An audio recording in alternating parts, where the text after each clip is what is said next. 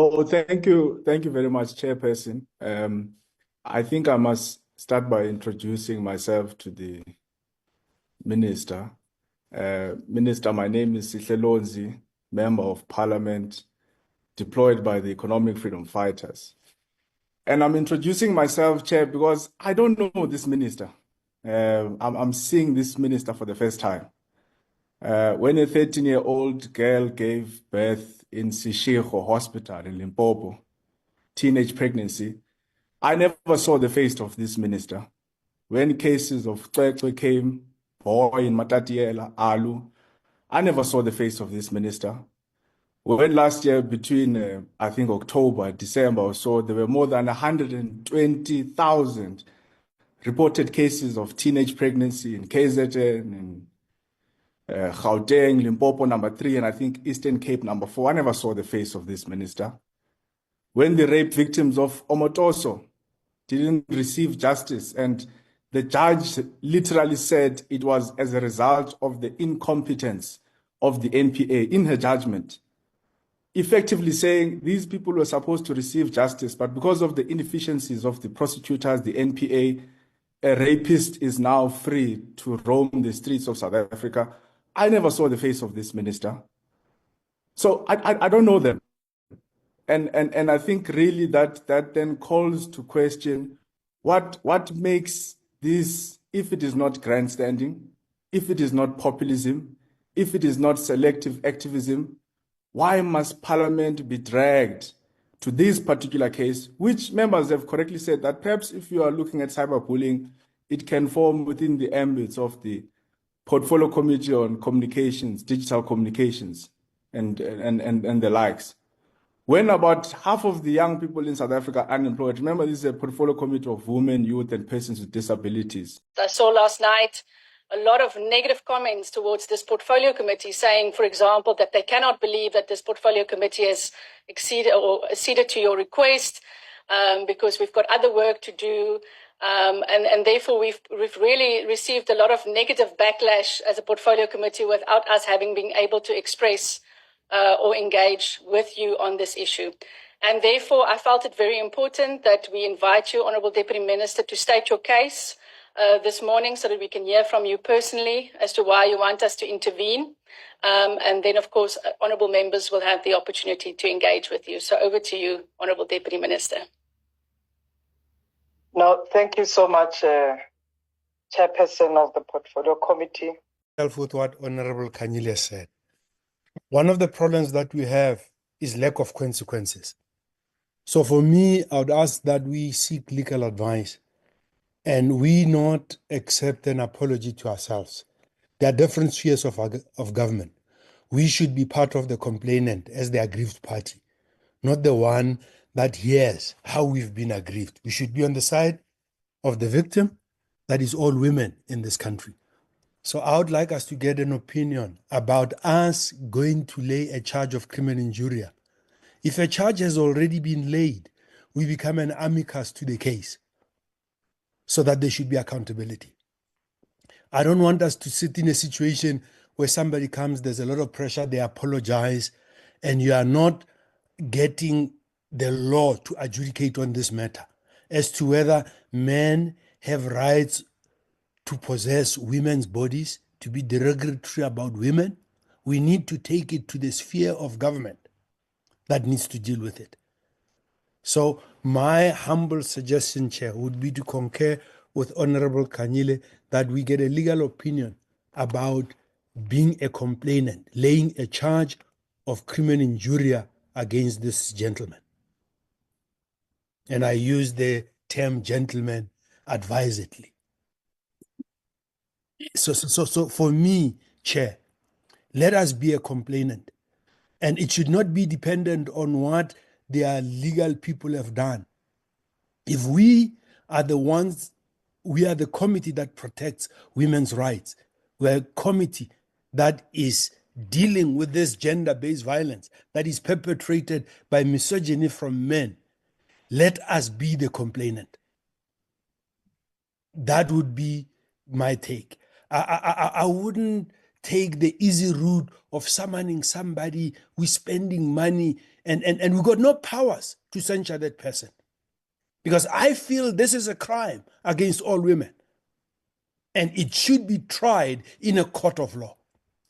Just like has been done with people that have had derogatory terms about other ethnic groups and they've been taken to court for that type of language. We should, as a committee, consider being a complainant and lay a charge of criminal injury amongst other charges.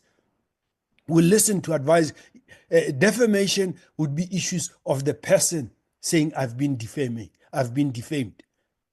But we can, on behalf of all women, ensure that men understand that they do not have control over women's bodies. And it's about time that this matter went to court and we use the resources that back us up to be the complainant. Thank you, Chair. Honorable Kanile. Thank you very much, Chairperson. Once again, greetings to you and greetings to the Deputy Minister. Chairperson, I note the presentation or the request that is being brought forward by the Deputy Minister. With that being said, I also want to acknowledge the statement that was issued by the Deputy Minister, where the Deputy Minister was condemning the utterances that were made by Mr. Mukwebo, also known as MacG. I saw the news trending. I also had to go look for the link. I found his utterances to be very derogatory, number one. Number two, they are condescending at the same time. And I have been following some of his interviews. He is not apologetic about what he has said, and he feels that he is also uncancelable.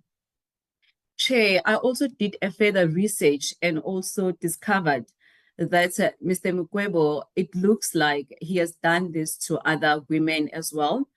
And some of the people that utterances were made against were celebrities as well. The names are found on the internet.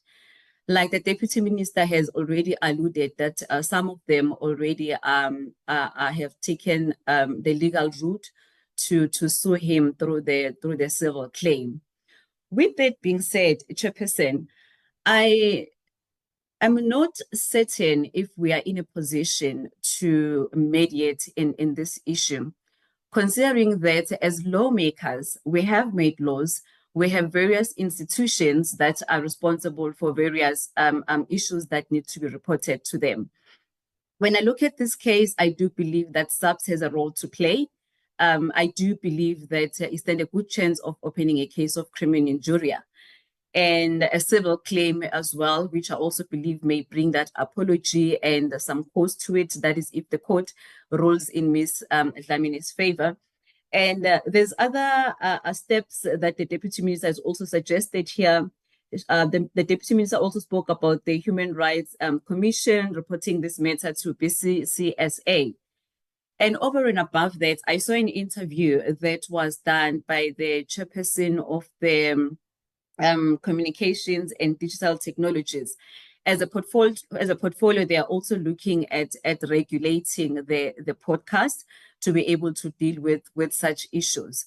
With that being said, Chairperson, I want to reiterate that we stand with Ms. Minnie Dlamini, not only her, but with all other victims of gender-based violence.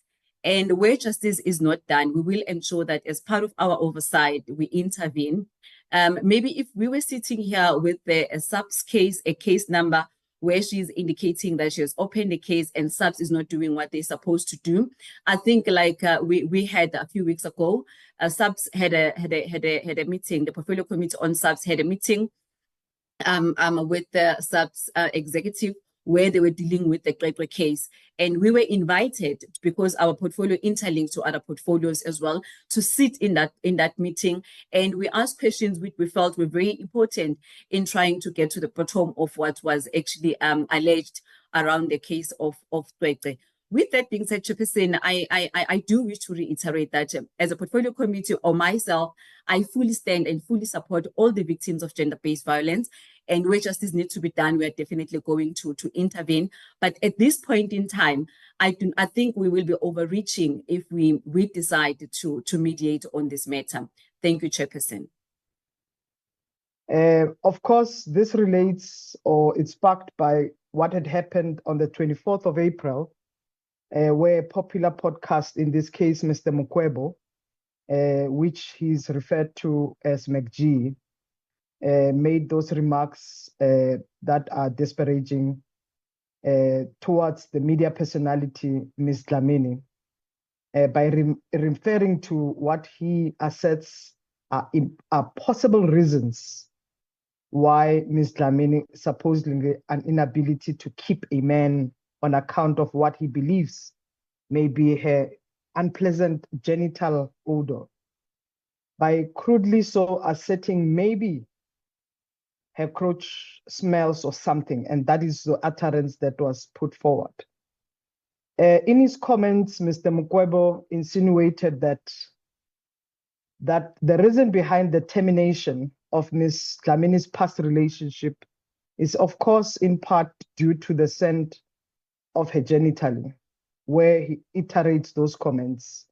And Ms. McGee's statements immediately sparked a wide range of responses from his followers and others on social media, polarizing a heated conversation on various social media platforms between those who support his platform and unchecked, in this case, freedom of speech, and those who called for accountability and withdrawal of his utterances as they grossly so encroach on Ms. Dlamini's freedom and security of person, dignity, and the right to equality as Hello Mzansi, welcome to Umgosi Mzansi. If today is your first time visiting this channel, please do the right thing and click the subscribe button, and also don't forget to smash the like button. I'm Tlakzingitwa Ainzaba Yaya McG Zingitwa bantu abahleli lapha eParliament. So some people are even saying ukuthi why is it a big deal, why kuthathwa le ndzaba lena kube ngazuthi indzaba lenkulu. One of the guys even said ukuthi ngalisikani kunemntwana lothola umntwana lona 13 akuzange ambone abuso bale deputy minister le akazange ayibone deputy president ikhuluma, but nyalo inesibenzisa ukukhuluma ngalolu khulunywe nguMcG. And don't you have serious cases in lesingakhuluma ngato lesingadila ngato? Why McG? Yini letheni ngaMcG? Why kudrekwa McG as if manje yena wente sono lesikhulu compared to laba labadlengulako lababulalako? Please do comment what you think below down in the comment section. Don't forget to hit the notification bell. I will see you in the next one. I'm signing out. Goodbye.